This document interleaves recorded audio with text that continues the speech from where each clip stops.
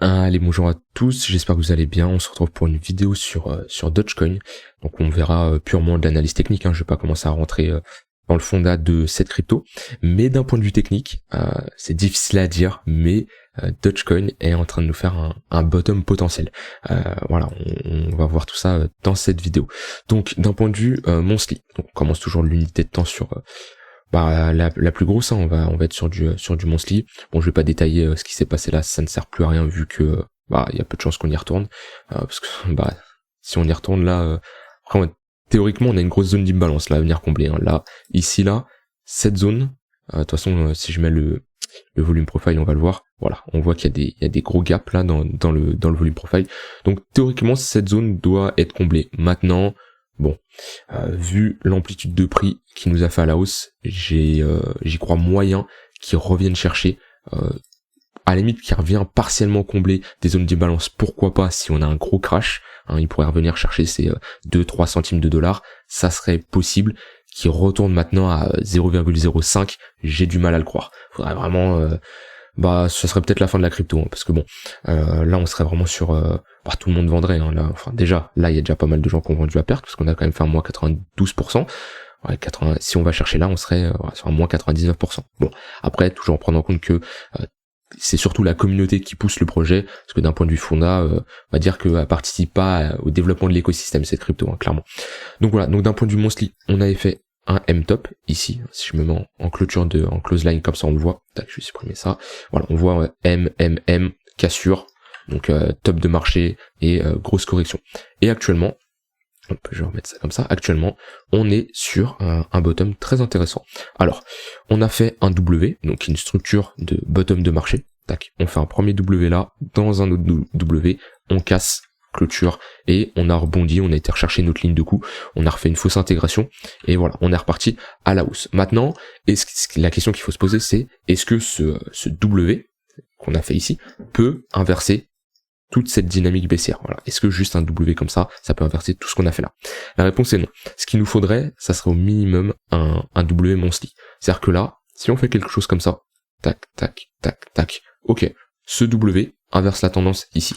Parce que je vous rappelle qu'une tendance, c'est des creux et des sommets de plus en plus bas. Enfin, une tendance baissière, c'est des creux et des sommets de plus en plus bas. Une tendance haussière, c'est des creux et des sommets de plus en plus haut. Mais si on fait une tendance baissière pendant, on va dire 1 an, et on fait juste un petit W comme ça, pour aller en 2 mois, on va pas partir to the moon, hein. Ça nous indique qu'on est sur un potentiel bottom, donc là il y a des acheteurs qui sont intéressés de réinvestir et de bloquer les prix, on a des vendeurs qui s'essoufflent, mais ce qu'on veut voir c'est vraiment, voilà, hein, une accumulation, des creux qui sont maintenus, et là on pourra venir chercher tous les stops, venir chercher punir tous les vendeurs qui n'ont pas encore pris profit. Mais en tout cas, c'est encourageant comparé à d'autres cryptos qui eux ont carrément sont en train de s'enfoncer, hein. Je pense à des Cardano, voilà, je pense à ce genre de crypto qui font des sommets de plus en plus bas toujours. C'est vrai que Dogecoin, pour le moment, les creux sont maintenus.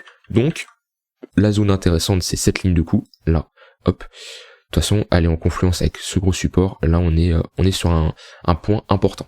On avait retag ici notre ligne de coup également. Donc petit W weekly, histoire de consolider là qu'on avait fait, et on est revenu chercher notre ligne de coup. Heureusement qu'il y a eu ce développement de prix, c'est ce qui retient actuellement le prix pour le moment. Maintenant, voilà, si on casse, on pourra aller plus bas, mais pour le moment, c'est pas une éventualité, hein. On est en train d'instaurer un bottom potentiel. Si on commence à casser par contre les lots là, bon là on pourrait clairement s'attendre à venir prendre la liquidité de ce niveau là où il y a sûrement, ici, où il y a sûrement des stop loss à venir chercher. D'un point de vue momentum, ça aussi c'est encourageant. On voit que on était en train de diverger, on a toute une grosse divergence ici. Sur le MACD, tous les creux on les fait de plus en plus haut, et sur le prix, on fait des creux de plus en plus bas, creux de plus en plus bas, creux de plus en plus bas. On valider la divergence haussière, puisqu'on a validé un gros W ici. On est sur une divergence weekly, voire 2 semaines, voilà, qui est très visible. Et ça veut tout simplement nous dire que les vendeurs sont de moins en moins puissants et les acheteurs reprennent le contrôle du momentum. Donc là, clairement, il y a quelque chose à faire dans les prochaines semaines, prochains mois, d'un point de vue localisation. Si je mets Fibonacci, on est sur les 0,886. Je le dis souvent, les alts, ils aiment bien consolider sur ce niveau-là. On les a même cassé les 0,886. Donc, on a vraiment été chercher très bas. on a une divergence haussière, on est en train de structurer, il y a quelque chose à jouer. Donc, alors, c'est vraiment si c'est la crypto vous intéresse ou pas. Moi, je sais que c'est pas une crypto qui m'intéresse, je n'investirai pas dans ce genre de crypto, mais si vous y croyez, déjà c'est pas une zone pour vendre. Voilà. Là, on est sur une zone de prise de profit, là on est une zone d'accumulation. Clairement. Maintenant, on peut aller plus bas, mais si vous paniquez en vous disant « Ouais, le prix a déjà trop chuté, j'en ai marre de tenir ma position à perte, je vends ici », vous vendez potentiellement sur un bottom. Je n'ai pas de boule de cristal, mais clairement, c'est stupide de vendre ici. Alors que, pourquoi vendre ici alors que vous pouvez prendre profit ici? Ça, c'est juste, vous n'avez pas de plan, vous n'avez pas de stratégie, et vous en avez marre d'avoir une position perdante. Maintenant, voilà, c'est pas un conseil en investissement, mais vous vendez sûrement sur un bottom. Donc, clairement, sur Dogecoin, à voir si le BTC pose un bottom actuel ou même si le BTC décide d'aller beaucoup plus bas, chercher ses 14-15 000 $, Doge pourrait chuter et revenir chercher le bas de son range, un peu comme Ethereum. Hein. Ethereum, lui, il n'a pas cassé son bottom alors que BTC l'a cassé, mais il pourrait retourner en bas, consolider et faire une accumulation beaucoup plus grosse. Donc voilà, globalement sur du long terme. On va passer sur du court terme. Alors, on va mettre nos tunnels Vegas, on va passer en daily. Alors, ça c'est intéressant. Et ça c'est quelque chose, je vous dis sur les autres cryptos, attendez pour vous placer qu'on casse le tunnel daily. On voit que le tunnel daily, il fait office de résistance, ici résistance, on le casse, et ça il y a beaucoup de cryptos, on est ici. On est sous le tunnel daily et on se fait rejeter à chaque fois. Voilà ici un exemple concret. On casse le tunnel 3 jours au passage, le tunnel en bleu, hop, et on revient chercher le tunnel daily et on voit qu'on fait un magnifique W dedans. Donc là, on a une grosse localisation et c'est un point d'entrée qui peut être pertinent. Alors là, on est sur du daily, vous n'allez pas faire de l'investissement long terme là-dessus, mais pour du swing trading ou autre, il y a des setups potentiels. Si je mets un MACD, est-ce qu'on avait une divergence haussière?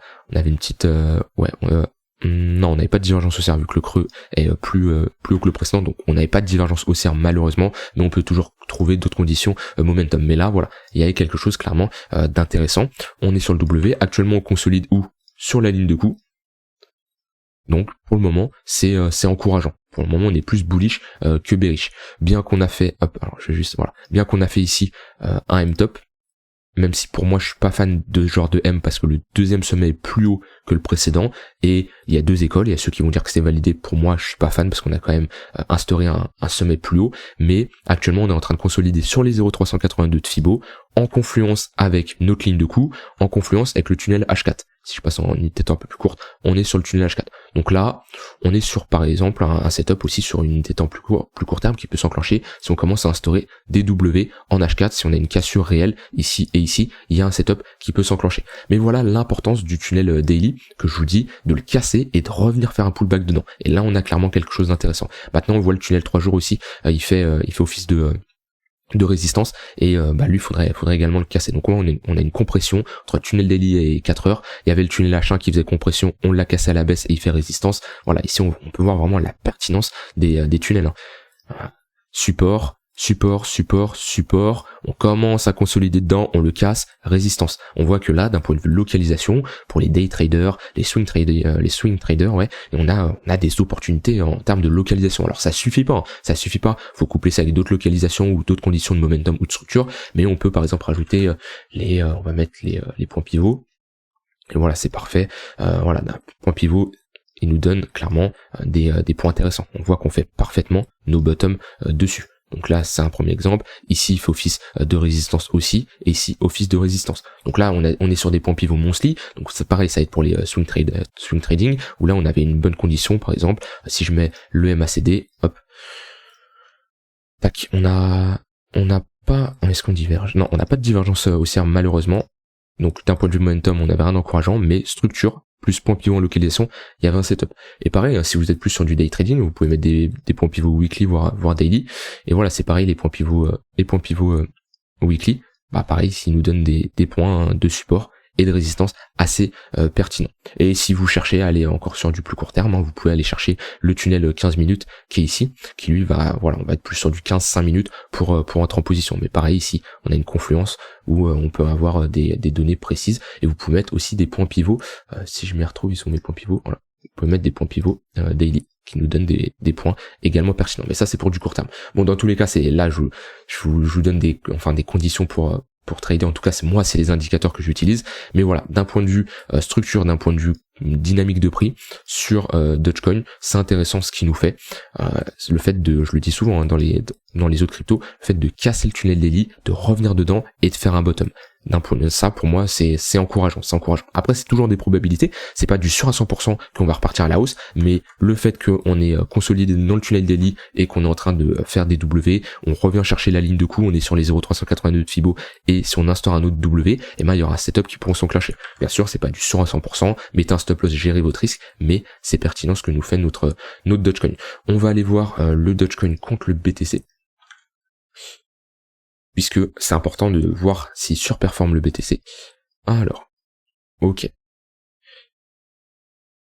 donc on était toujours, enfin on faisait des sommets de plus en plus bas, et qu'est-ce qu'on voyait? On voyait que les vendeurs ils étaient de moins en moins puissants. On voit sur l'amplitude de prix. Hein. Si on prend le point le plus haut, le point le plus bas, moins 62%, le point le plus haut, le point le plus bas de cette partie-là, moins 60% également. Là, on prend le point le plus haut, ce point le plus bas, moins 44%, on retrace, et on voit que globalement, les mouvements, ils sont de plus en plus faibles. De toute façon, si je mets MACD, c'est comme ça qu'on le voit. Hein. On diverge, voilà, on diverge encore, et on diverge encore. Donc ça nous indique que les vendeurs sont de moins en moins puissants. On attend que les acheteurs se remontent.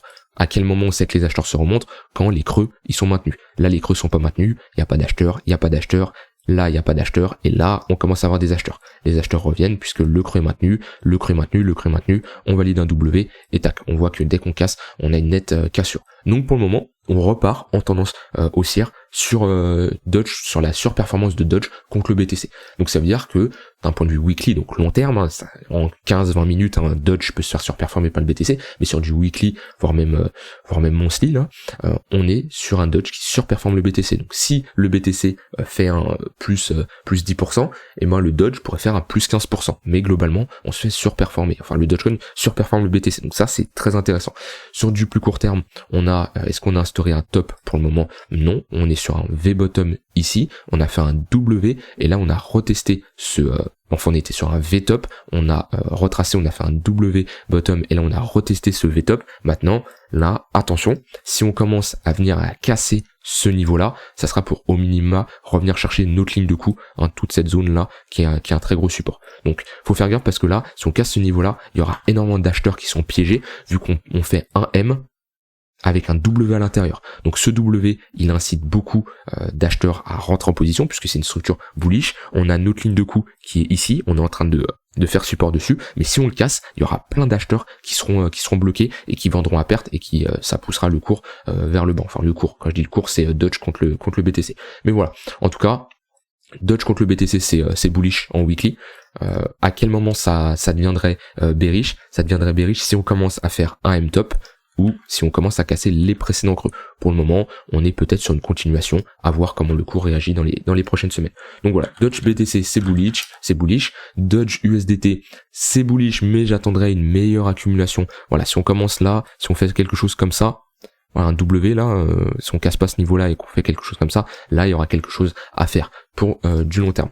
Voilà, j'ai terminé avec cette vidéo. Moi, ça fait pas partie de mes investissements long terme, en tout cas mon wallet long terme n'est pas constitué de Dogecoin, puisque je mets quand même en relation le côté fondamental, et même si la communauté de Dogecoin est l'une des communautés assez puissantes, hein, parce qu'on voit ce qu'ils arrivent à faire, et tant mieux pour eux, parce qu'ils s'ils arrivent à faire des bénéfices comme ça, bah, tant mieux pour eux.